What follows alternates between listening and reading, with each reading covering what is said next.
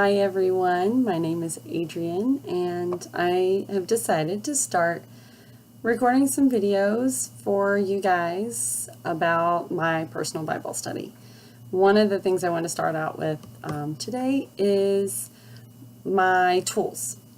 So let me just go over what I use every morning to do my personal Bible study. So of course, first you need a Bible. I recently purchased this Bible.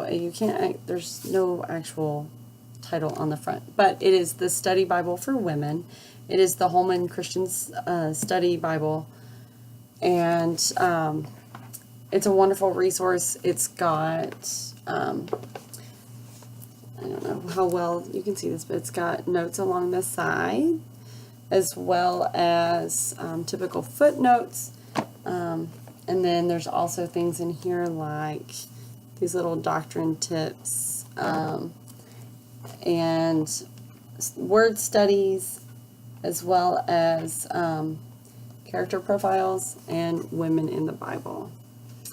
So I love that. It's a great resource. For me, it's nice because that way I don't have to have a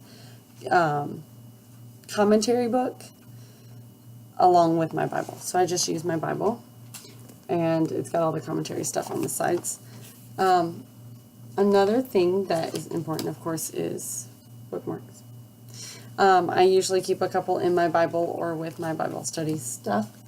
I also, on the Women Living Well website, under the Good Morning Girls, I was able to print this, and it's just a guide. As you can see, I laminated it on highlighting or coloring the Bible as you study it.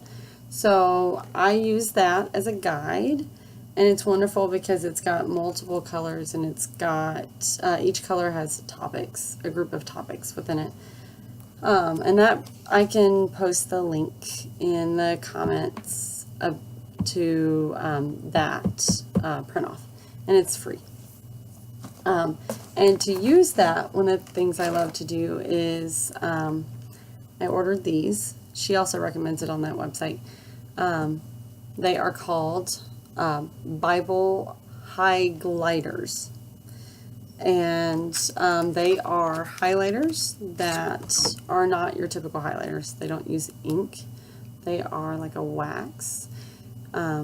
And so you can see through them just like a highlighter, but they don't bleed, which is wonderful. And unfortunately, they only come in 6 colors that I have found.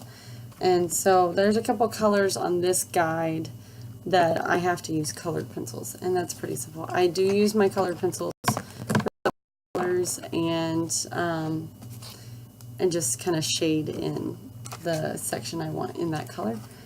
And another very important thing to have is a pen to take notes if you choose to do that. One of the things that I use my pen for is I actually have this. It's a composition book that I decorated, and I also put these little tabs. They've gotten a little worn out, but I've got tabs here for different things. And it's my prayer journal. And so I've got prayers for my marriage in the first section, and sometimes I write it like a letter. Sometimes I write down things I want to pray about.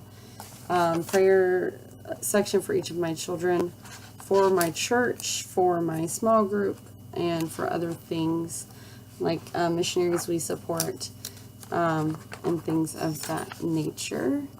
And I use the pen to write those out. Another thing that I use to kind of guide my prayers is I've got a couple of these. I don't even know where I got them, but they're little guides, like one sentence prayers from the scripture. This one is for missionary. That one was for missionaries. This one is for your children. And I also keep missionary newsletters in here for praying for them. And right now, another thing I'm doing for prayer is I have this book, Jody Burnt, I believe is how it's pronounced, Praying the Scriptures for Your Children.